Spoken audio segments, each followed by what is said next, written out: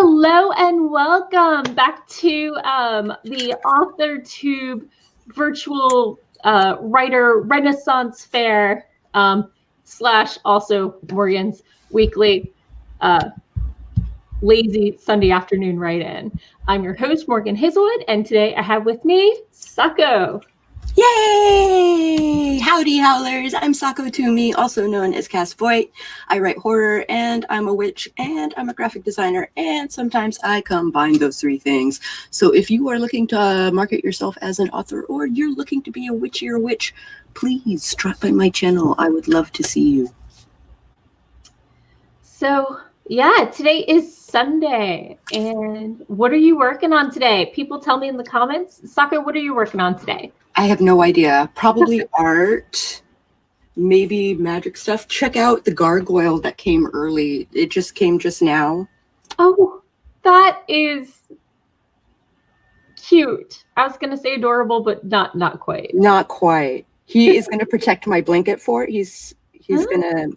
So I'm using the full moon to cast a spell to bind a spirit to... Oh, nice. He seems like a little grumpy guy. I know, right? He's going to fight fire with fire. It's going to be awesome. I like it. I like it. So let's see. In the audience, we have Devin, who was first, as always. Hello and welcome. We have Maya. We have CV. We've got Andy. We've got Brenda. Hello. I don't think you've joined my channel before. So hello and welcome. Hi, Brenda. Steffi Faye. We have Jenny. We've got I Got a Blank Page. I think you're new too, so hello and welcome. Kelly's here. Novel Nana is journaling. Okay. And Kelly is, I just said was here. So I Got a Blank Page. Doesn't know what they're going to be working on. Something. Very fitting considering your name. CV is working, as always, on her pepperoni fanfic. For those who are new, it's Pepper and Tony fanfic from Avengers Marvel Universe. Wait, Marvel, yes. Yes, Marvel. Don't want to get that wrong. Do not want to open up myself to the internet. So, what have you been up to this week, Sako? So I was supposed to perform last night at midnight, but I went down for a nap and I didn't get back up. So I'm making up for it today with vaguely fantasy-esque things, and maybe I'll throw some tarot if you guys are up for it. Yeah, fun. I finished my edits, so this week I've just been puttering and doing my weekly vlog stuff. Last week I started off my Preptober videos. They're going live streaming at 8 p.m. Eastern Daylight, so in like 3 hours. Last week I talked about how I outline as a planter. I'm not a planner, but I got to know where I'm going before I can like go in a direction. I mean, I completely ignore it once I get started unless I get stuck, but the ideas are in my head at least. Right. So are you a heavy outliner? I can't remember. So sort of. Okay. I stop at the chapter level. Mm-hmm. So I put in a rough idea I have a prompt for every beat, right? Okay. So each beat like tells me what I'm supposed to be doing. And then I'm pretty vague with that. Mm-hmm. Like, this guy does this thing. Now, how that guy does his thing is, I'll figure it out while I'm writing. Right. But so I thought I was an outliner, like pretty legit, legit outliner, until I watched Savvy and RK outline their book. Mm-hmm. And they're basically writing their book without prose. Yeah, that's like, I've seen people with 30,000 words in an outline, and that is how people who want to write their book in 3 days do it, but the prep takes 3 months, Mm-hmm. I can't imagine doing it faster than that. Yeah. I've known some NaNoWriMites who do that like throughout the year. All they do is outline different stories. And I know somebody who does, 50,000 the first weekend and just takes the whole month off their day job and just writes the whole month and then spends the year working with it. God. Novel Nana said they've got to pop off to another meeting. Hello and welcome. I'm glad you were able to swing by and take some time off. Definitely, definitely. When your well has run dry, consume some media for a while. Remind yourself what you love. Yeah. And get some fresh ideas in there. I popped into the comments Jamie Gold's link for her worksheets for writers. She's got good. Yeah, she's got a variety of different beat sheets. So if your worry is pacing, beat sheets are definitely something I highly recommend. And if you're a pantser, that's fine. Use the beat sheets when you outline your story after you write it. So you can actually that I outline it twice. So Yeah. I'll outline it before I work on it, and then I'll check my outline, tweak it, and outline it a second time. Yeah. And then I'll do my second draft. Right. That's like my developmental weirdness. I like it. I like it.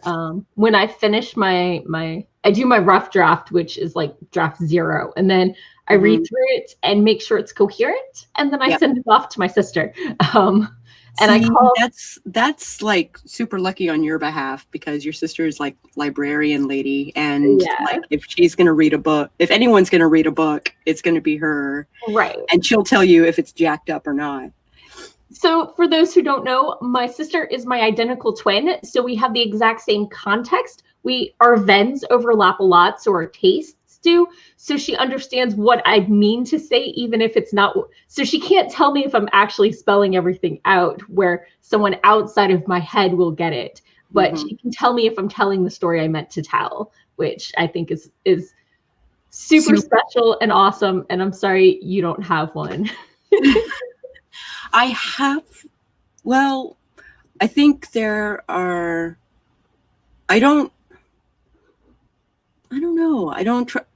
Like, I think my sister would probably be cool with reading my book, especially since she is one of the characters. Her character is one of the characters in my Anchor series. So I would think she would read that and tell me if I did her character justice, at least.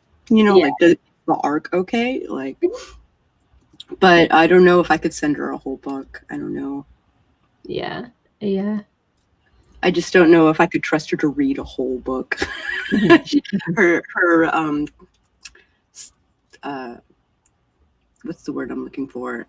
Her attention span is not long enough. Short stories, absolutely. Yeah. That's part of my issue with critique groups I may have mentioned before. I worry mostly about pacing. That's like the big thing, is I want to know how my arcs are perceived, and you can't really get that in 3,000 word chunks. But I do have a lot of short stories that are not polished that I'm hoping to get to. That only works if you're going for like weeks and weeks. And those people are going for weeks and weeks, and they're starting to hear the building of the story. But if it's 3,000 words once a month, it's going to take 5 years to get through it. They're not going to remember the start of the story by December. And you can like get through a scene, maybe. Yeah. So let's pop back over to the comments. Let's see. Kelly said he just came in from the yard. He was weeding, and he's going to be working on implementing edits for his zombie short. That's exciting. I want to read that. Right up your alley. Yeah. Andy is working on video blog editing. I feel you. Except I don't actually edit any of my videos. Brenda is going to be playing with electronics and reading, and got some of her Preptober stuff done yesterday. After this, at 8 o'clock, after the Authortube thing, Ren Faire is done, I'm going to be doing Preptober 2. Doc and I are going to be talking about world building. So, that's excellent. Should be super fun. Come hang out with us. Yeah, I was just talking to a Twitch streamer who was working on. He's a diamond cutter. Oh wow! And he was talking about how I was talking about how I was doing like Ren Faire and I do like D&D and stuff like that. And he was like always the storyteller, never the player. But he loves the world building that he can do in Dungeons and Dragons as a storyteller, as a GM. So like I really respect people who do I kind of like check out when I do mine because I'm using someone else's intellectual property for my setting. I mean, I figure out how it fits in their intellectual property. Like there wasn't material for Richmond, so I created it. The DC stuff was sorely out of date, so I updated it. But it's theirs. Right. I understand. So if I want to share it with people, I either have to do it for free or I can sell it through their site. Right. Which is awesome that they let you do that. For fan fiction, which is technically what I'm doing. Like that's super great. Yeah. I mean, it's so fun to be able to play in somebody else's sandbox and actually do something with that. And that is just so special. But I struggle writing in other people's worlds because I like more control and I love the world building process. I think I like just enough world building. Like there are these worksheets for building a Camarilla city that White Wolf put out. Oh, okay. And it actually requires more world building than I personally like doing. Right. Hey, for people who love world building, and they're great. Oh my God. I highly suggest that you make settings for gaming worlds and sell it as supplements. Like, absolutely. There's a huge market for that. You can definitely get in that. I mean, it's not big bucks, but there's a great market for it. It can be. Yeah. It absolutely can be. If you take like another genre, like let's say Resident Evil, and you bring it into the White Wolf universe, like you're like, hey, I want to bring zombies into White Wolf, which there aren't really rules for. And you basically create the supplement to make that happen. Even just combining systems is super lucrative, like super helpful. Yeah. So popping back over to the comments, CB said next year is their 10th nano and it's going to do nano in 7 days. But any less than that and she risks damaging her wrist. Legit. Like when I've had over 3,000 words in a single day, maybe 5 times ever. And by the end of that writing session, my hand was so cramped up. It was hurting. My fingers are borderline arthritic. So I made it to 7,000 one day. Nice. But boy, was I feeling it. Was that like the start of a story or like a climax? That was like 2.5 acts. Oh, wow. Okay. And it was during Nano in April. Okay. And I was going for 10K, but I only made it to 7. So I didn't look at it as like a fail because I didn't reach 10. But like before that, I like topped out at like 3K a day. Yeah. And that's like if I was super prolific. Like otherwise it's like reaching 1337 is like a slog. Super slog. It can be, it's depending on the day. Yeah. So let's pop back over to the comments. Moon Bunny showed up. Hello and welcome. Just running through to remind us all to stretch, hydrate, and bulk. Back up your work. And Hulk smash that like button, folks. Thank you.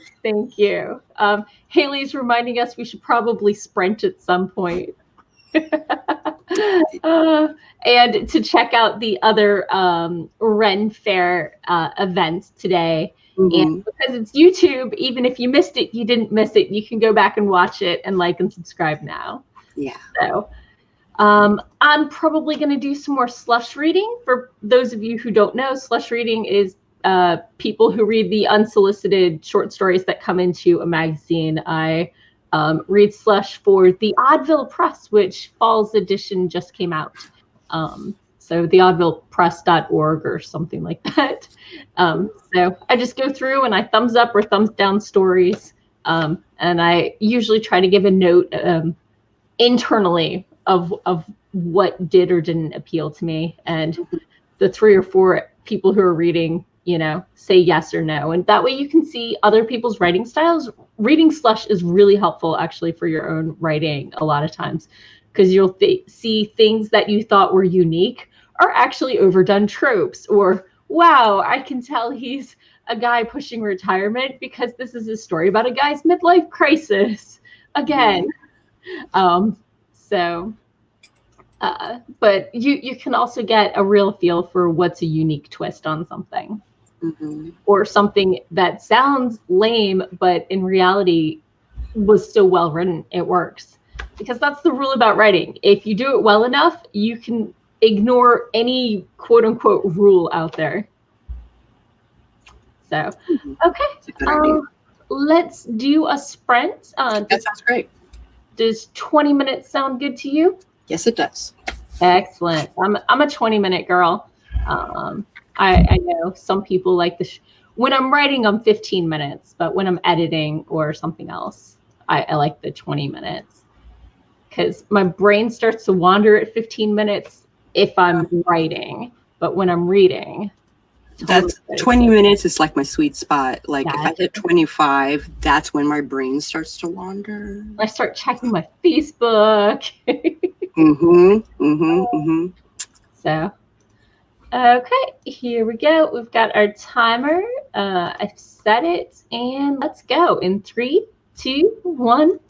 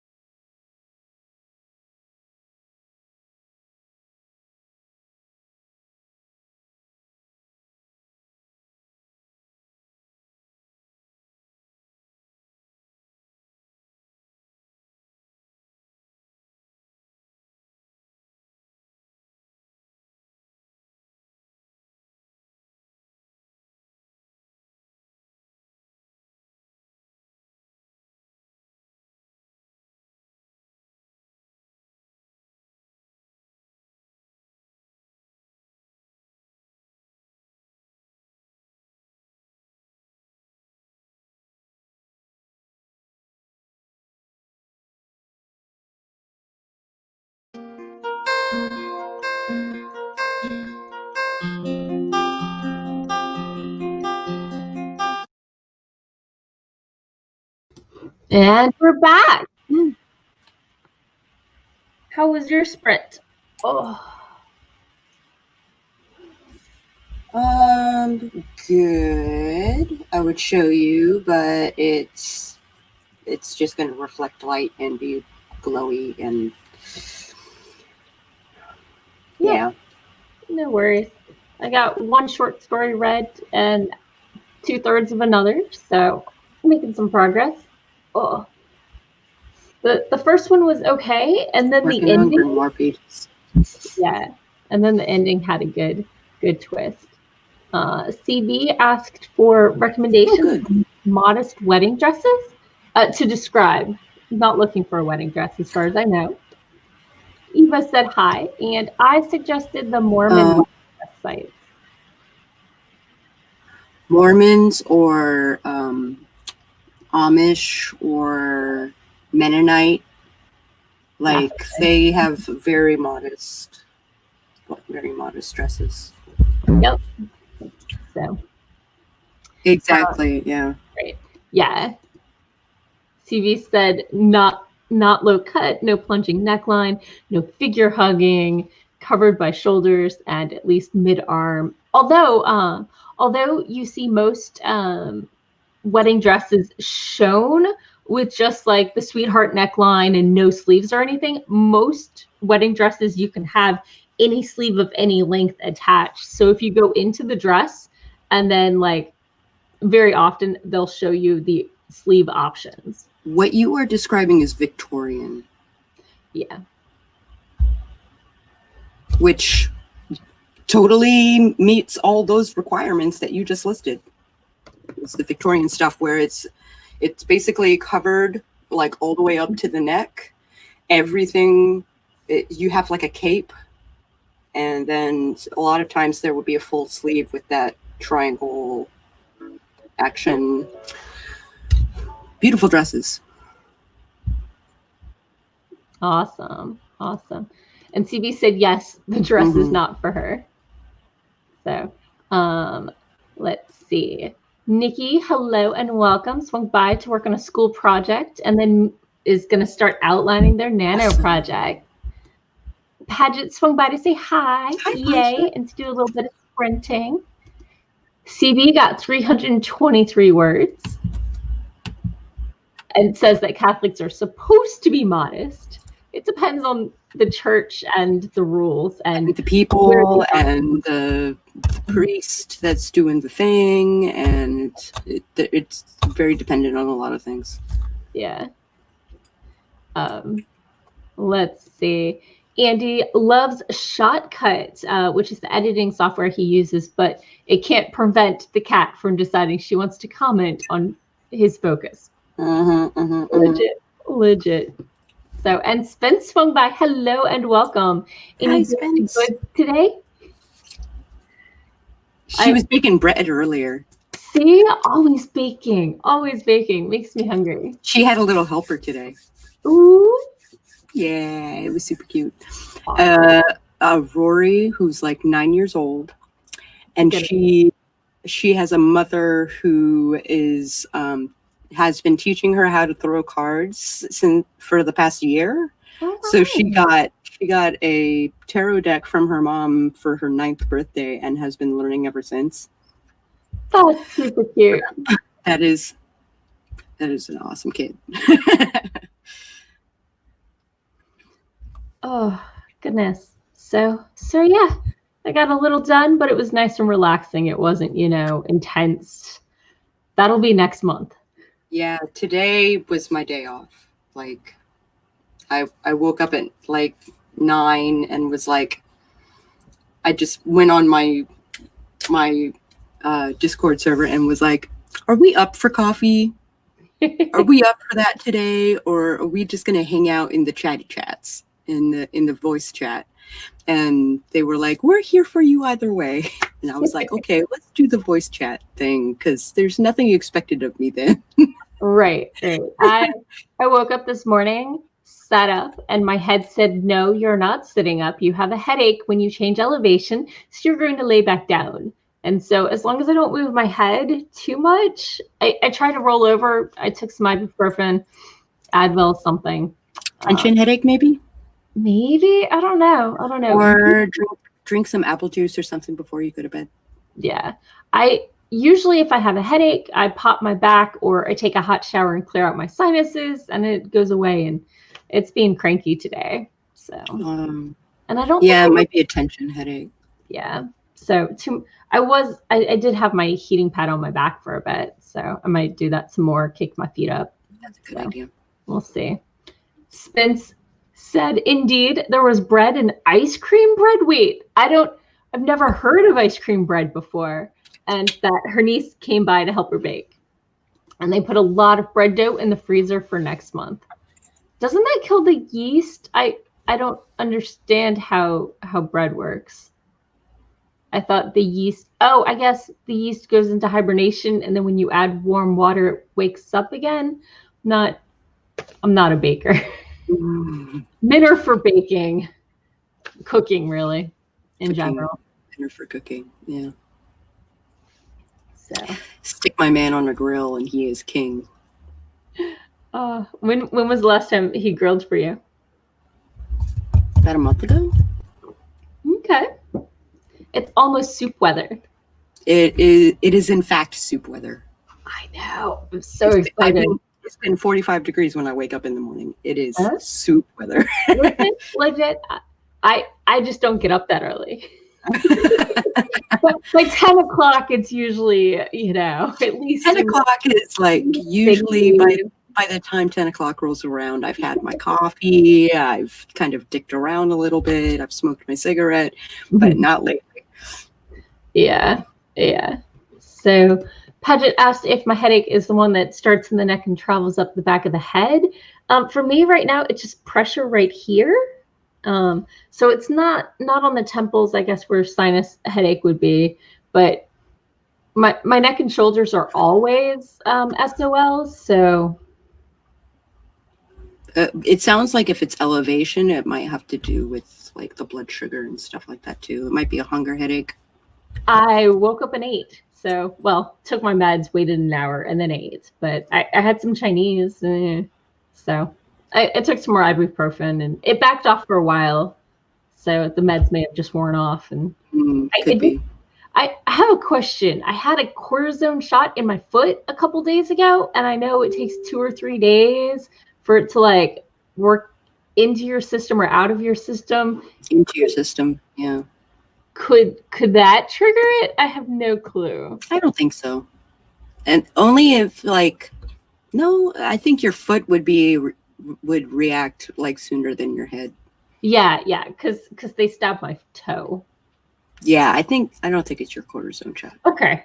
I'm just thinking about things that are different. I did order Chinese food from a different place, but do you have a reaction to MSG? Not usually. I've never had one before. The only thing I've ever had that triggered a headache was Bold Rock cider, which is one of my favorite tasting ones, and I was so upset. That's really disheartening. But that's sulfates, right? Sulfates, yeah. But I really enjoyed it. We got a case, and I drank one. I drank like 2 or 3 because I was like, ooh, this is really good. And I woke up with a headache, and I'm like, I don't usually get hungover, at least not that easily. I don't usually drink until I get hungover. And then the next time I drank one, I got halfway through the neck and my head started hurting. And I was like, oh, I see what's happening here. That's really unfortunate. Yeah, because Bold Rock is really good, and it's local, and it's hard cider. I didn't realize I thought Bold Rock was New York. Maybe am I thinking Devil's Backbone? Devil's Backbone is Virginia. Okay, yeah. Because a friend had a wedding out there, and we brought home a case, and I was so excited. And disappointment. So Cody said it's something like that. I've had, I believe, a hard time with yeast. Paget said, other than between your thumb and your forefinger, this median, there's a pressure point. Yeah. And if you hold it for 10 seconds and then let it go for 10 seconds and then hold it for 10 seconds and then let it go for 10 seconds and do that and basically until your headache goes away. There's something I sometimes do is I go like this to massage the palm of my hand. And people are like, what's wrong with your elbow? And I'm like, no. Nothing. It feels awesome. my pointy elbow is great at getting those knots out. So like during Nano, you may definitely see me doing this. Mm-hmm. So, ooh, the right side's got some cramps in it. It may just be me staring at my computers or my phone screen playing too much Merge Dragons. If there was dizziness, I would figure like a little more sugar and a little more salt in your diet is. I had Chinese food leftovers. I don't think lack of salt is the issue. I don't think lack of salt is the issue. Yeah, and I'm actually really sensitive to hypoglycemic episodes, so that isn't what this feels like. And got water right here. Yeah. So enough of me whining. But thank you for all your suggestions. CV said she's going to learn how to make gluten-free cheddar cayenne pepper crackers. That is actually really easy to do. And you can make like taco shells out of them, and you can do all kinds of cool stuff. Just don't buy the cheese shredded. Shred it yourself. Oh, because when you buy pre-shredded, it's coated with starch to keep it from caking. And that is gluten. Yeah. So, but if you do it yourself, like you can make tons of them in no time. Mm-hmm. Yeah. So Spence said about the yeast, it just goes into hibernation, and then when she needs to work with it in the middle of the week next month, pulls it out, lets it sit on the counter till it's thawed and risen, and then pops it into the oven. Yeah. So is that part of your NaNoWriMo prep or just part of your winter is coming prep? I don't know. Hello, Ellie Catch. Ellie's been popping in and out. Emma Ward asks if I'm sensitive to salts. No, I love Chinese food.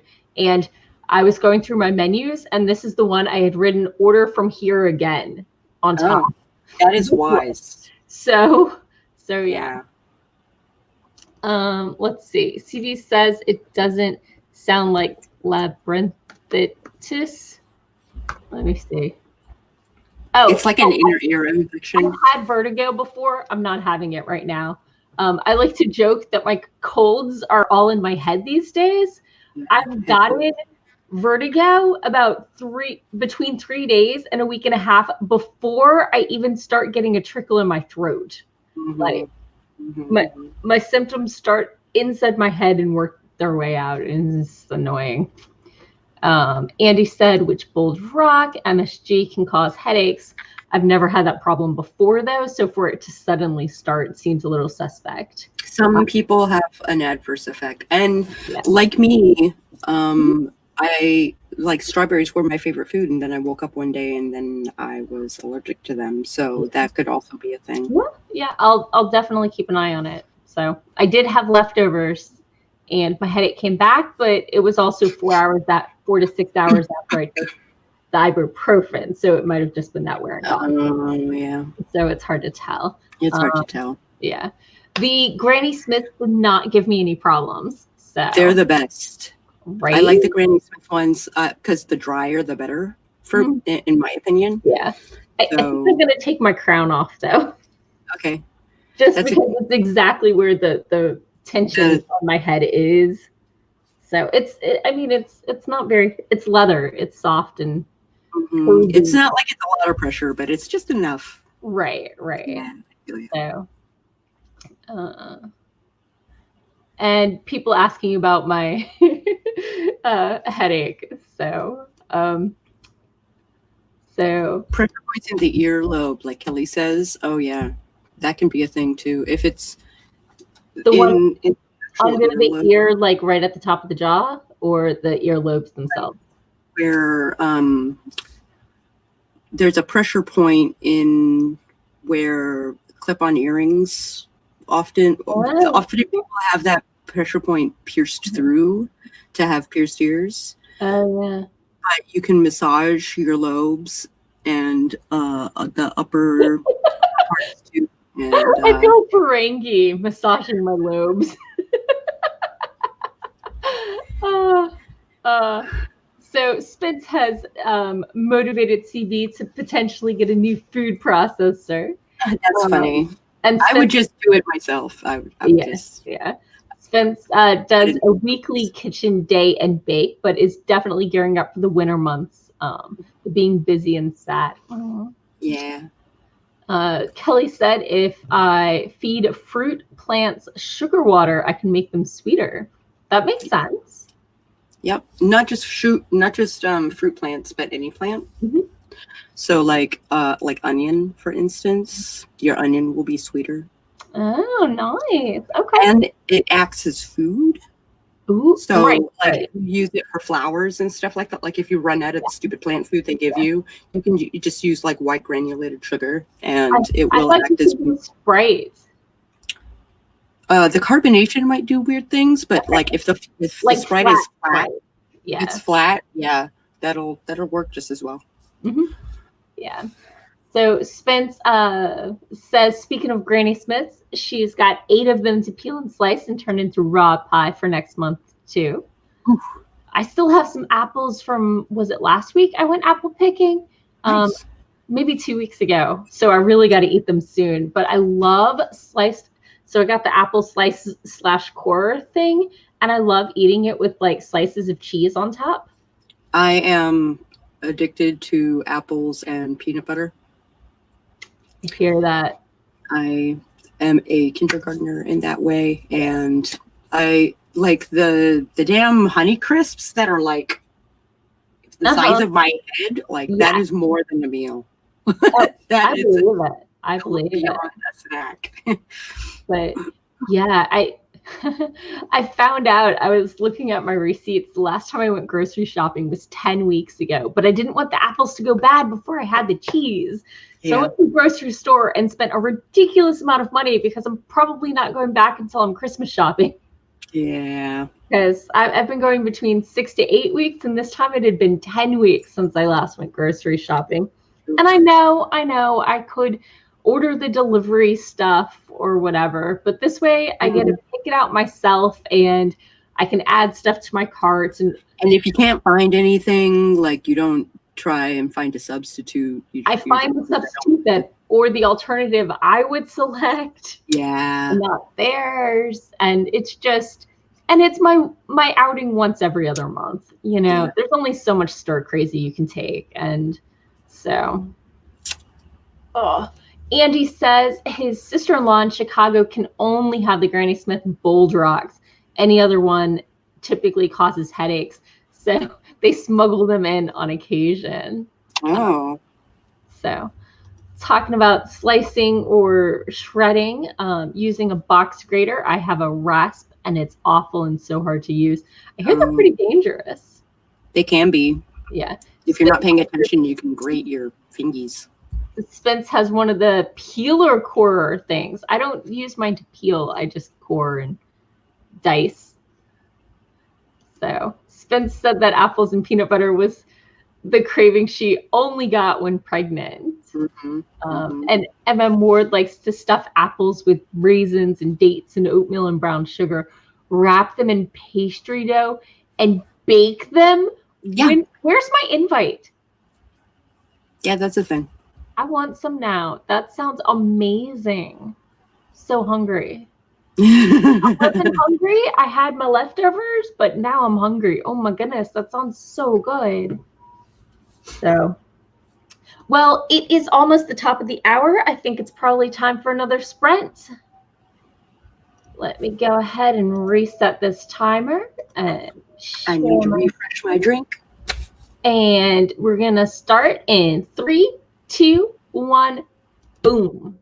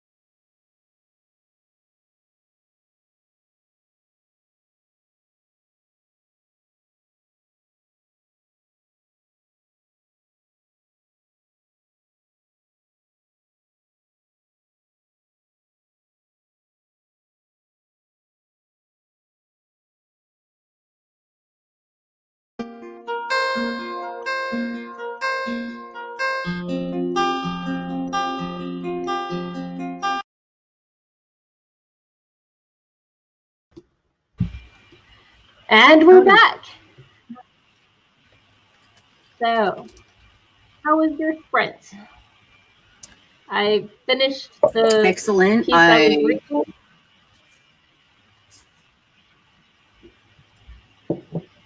Go ahead. And I am working on a super secret project that I hope everyone will enjoy. Awesome. Awesome. Yeah, I've actually been helping out with Capclave, a local science fiction and fantasy convention this weekend. So I popped into the the after convention discussion about what went well and what went wrong, and was listening into that for a good part of that. So because why do one thing? So cute. Ow, I leaned forward too fast.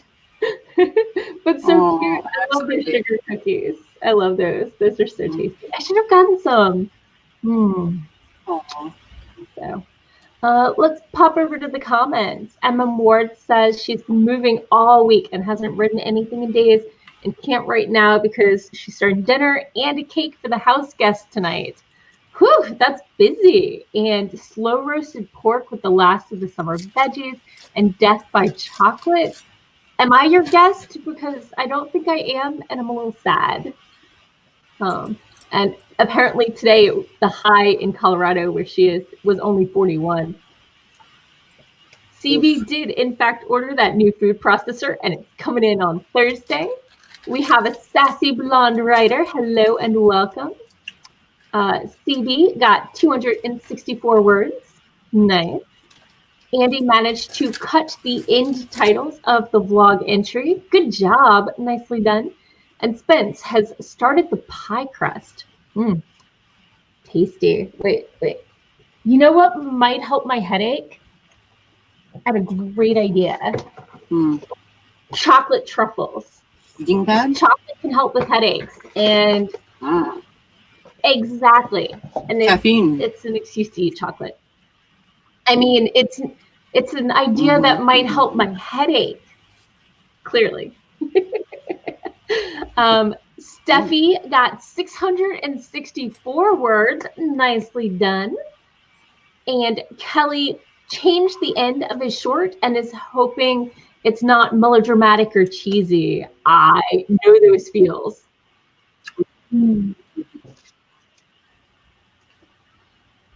It's tough with fantasy and sci-fi. Sorry, I went on mute so you didn't hear the rustling of the wrapper. What? And yet it wasn't mute. I clicked mute. Oh, I may have muted it for them and not you. I don't know. That's weird. Oh, well. I don't think that works. It's medicine. I never worry if I'm too dramatic. I've heard. I have a couple of. Go ahead. I have a couple of situations where maybe I should question it, but I rather like my drama. I've heard that when you think you might be over the top and too much drama, just commit. If you don't commit to the drama, it can seem ridiculous. If you go all in, do it. Witchcraft is the same way. I had a friend recently who tried a big ritual, like in a graveyard with all the things and all the a wand made out of special wood and all of that stuff. But she could hear the traffic at 3 a.m. that was like super loud, and she just couldn't get into it, and she was doubting herself. She's like, am I just into the melodrama? Am I just like, am I just acting? What's going on here? And I'm like, oh, poor thing. It can be rough. It can be. I've heard the same thing about doing voice acting, because I've done some of that. Absolutely. If you're being ridiculous in a caricature, do it. Do the hell out of it.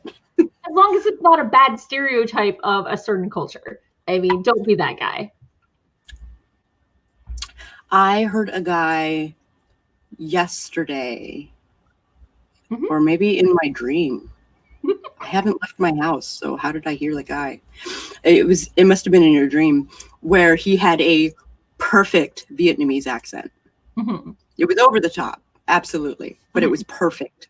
So I don't know if that's like my brain telling me I actually know the accent, I just haven't practiced it, or if it's like I don't know what that means. That I'm worried about Vietnamese accent in my audiobook. I don't know.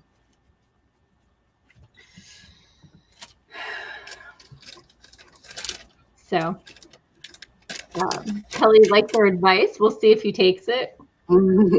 Yeah. A lot of times you just got to own it, whatever you're doing. Do the hell out of it.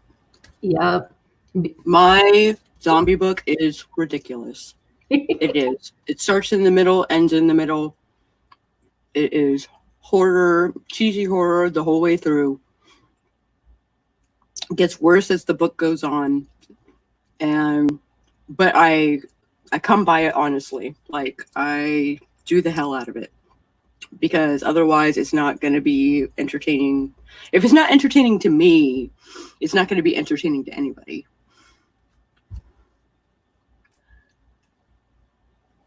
I totally get that. So there's this new show I just started watching. There's only one season of it. I'm trying to remember the name of it. Oh, yeah. It's set in space, and there's telepaths, and they think they're intercepting aliens. Oh. And there's one season, and it's on Netflix, and I can't remember the name of it. That sounds very sci-fi paranormal.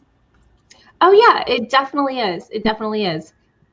But there was something that happened in it that really just kind of, it started off with, yes, night flyers. Thank you, Andy. It was night flyers. So it starts off with one of the characters killing another character. I don't think this is much of a spoiler because it's the first 5 minutes. And I'm not giving you any names or anything. But then it jumps back to the beginning of the mission. And to me, this really, really read as the whole thing about you should start in the middle of action and stuff and then tell your story once they're locked. But you have to, but the whole thing is that it's got to be like business as usual. It's a mini version of your plot, not like, oh, flash forward and we see the climax and then we go through and see what led to the climax. I don't care for stories like that. That's dumb. That's exactly what they're doing. And the characters are, you only see 2 of the characters. You don't know what's happened to the rest of the ship or any of the other characters or anything else. But when you, and I just felt it was trying too hard. And I want to know if it does that in the book or if they just did it for the TV series. Because, it's based on a George R. R. Martin novella. So that's another, that means your question is poignant as ever. Is in the book, is it just as dramatic? Does it start like that? Maybe Andy can tell us. Maybe Andy can tell us if they have read it. Maybe, possibly, since they know the novella exists. Right. And it doesn't do it in the book. Okay, that's a relief because it felt shoehorned in there to make you want to watch, and I think there's other ways they could have built the drama. Absolutely. Yeah, and Andy says the book is much closer to a gothic horror in space. Damn. I definitely see threads of that, but it's on Netflix, and that's what I've been watching. It's just one season, 10 episodes. You could binge it in a day, but or a couple of days anyway. Right. Popping back into the comments, Kelly said the thing I suggest The thing is, I suggest the MC's wife sacrifice early in the story for effect, but I'm wanting to limit it as a subplot because it could change or lengthen the story. Sometimes the best way to do that is to hint at it without saying it outright, like make it a little more nebulous, and then confirm it later, kind of thing.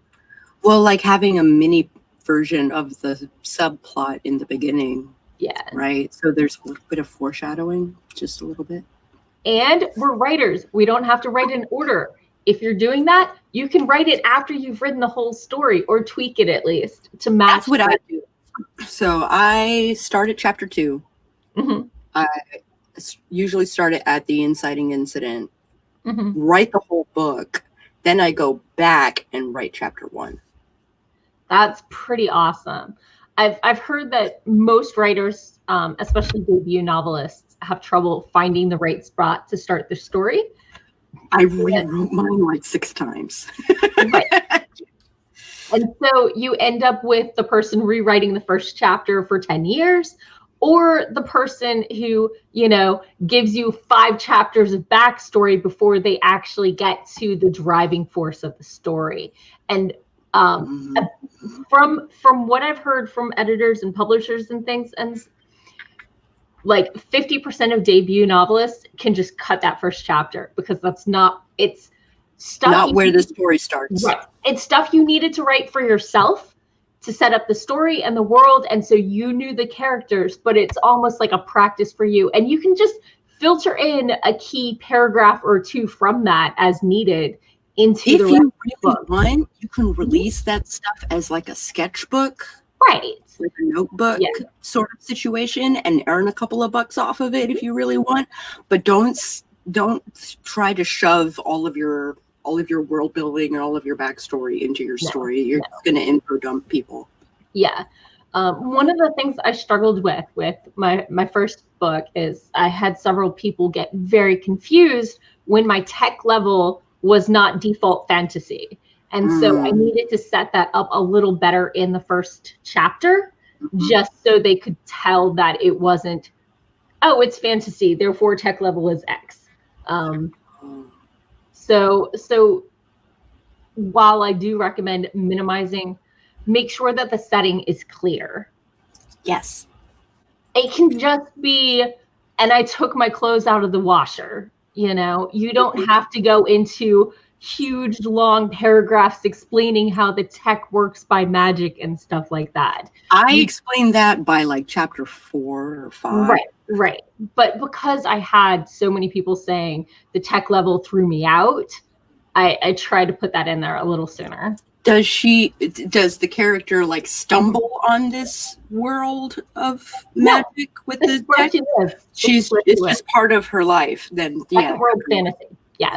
And absolutely. Yeah. So Kelly said his editor says he needs to be specific about the sacrifice, but he decided to hint at it because he didn't want to give it a I think a lot of times people don't give the readers enough credit.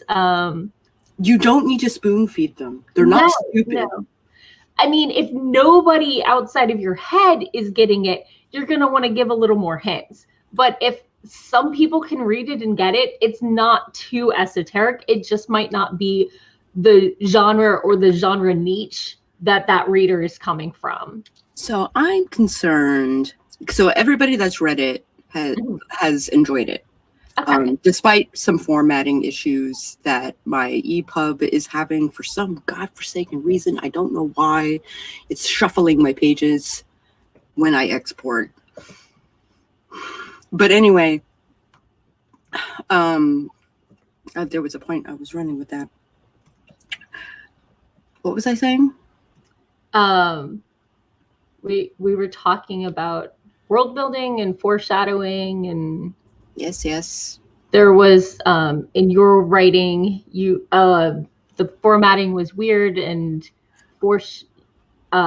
whether or not people get your stuff. Whether or not people get your stuff. Right. So I walk people through the mind of a hacker. Like how hacking works, how she barrels through everything. That's her tactic for everything in her life, is how she hacks into this bank and messes with stuff. And I'm hoping that people understand that context as they read through the book. Right. Because how she handles that situation is how she handles everything. Okay. So that's my foreshadowing for how right. the book is going to go. There's no supernatural stuff in it, but it's just like pushed enough that it's almost sci-fi. Gotcha. Okay. Yeah. So Kelly replied that the main character knows of the sacrifice, but he's been taking his wife for granted, and it's the POV character because they're out to save their daughter, and in the end acknowledges her sacrifice and apologizes. I don't think that's melodramatic or cheesy at all. I think that's something that happens all the friggin' time. I think that is legit. And if you think that it is, yes, we can social engineer this, but brute force hacking it is. Exactly. Right. Yeah. Ding, ding, ding. So yeah, like Kelly has it right. I think if you feel like it's over dramatic, push it. Like do lean it over the top. Lean in. But as the summary states, it sounds fine. It sounds legit. Definitely. CV said they practiced drafting a subplot earlier, a very important pepperoni subplot. And Andy wanted to say, we can social engineer this and brute force hacking it is. So, super fun. Well, it is unfortunately, wait, are we done at 6:30? You are usually done at 6:30, but we technically started at 5 today. We did, but I think we were doing. It's only an hour and a half long, right? Yeah, I think we're doing 90-minute things for this. So there's a 30-minute break. Right. So we're gonna wrap now, I think. So thank you all for joining. I hope you were productive or enjoyed the hangout, or at least didn't hate it. Hit that like button. Shameless self-promotion-y stuff. I'm Morgan Hazelwood everywhere except Twitter, where I'm Morgan Hazelwood, because someone has my unused Twitter account. I am an unpublished fantasy author who hits way too many conventions and then blogs all her notes and vlogs them and podcasts them and has no idea of limits. I'll be back again in an hour and a half with Doc talking about world building. Cool. Sako? Howdy, Howlers. I'm Sako Toomey, also known as Cassvoit. I write horror, and I'm a witch, and I'm a graphic designer, but sometimes I combine those three things. If you are looking to market yourself as an author, or you're looking to be a witch or a witch, please drop me a line. Stop by my channel. I'd love to see you. Okay. Well, I'll see some of you again in 1.5 hours after dinner anyway. And I'll be back again, same bat time, same bat channel. Oh, wait, no, it was 5 o'clock today. Normally my live stream write-in is 4:30 to 6:30. So that's when you'll find me here. So bye.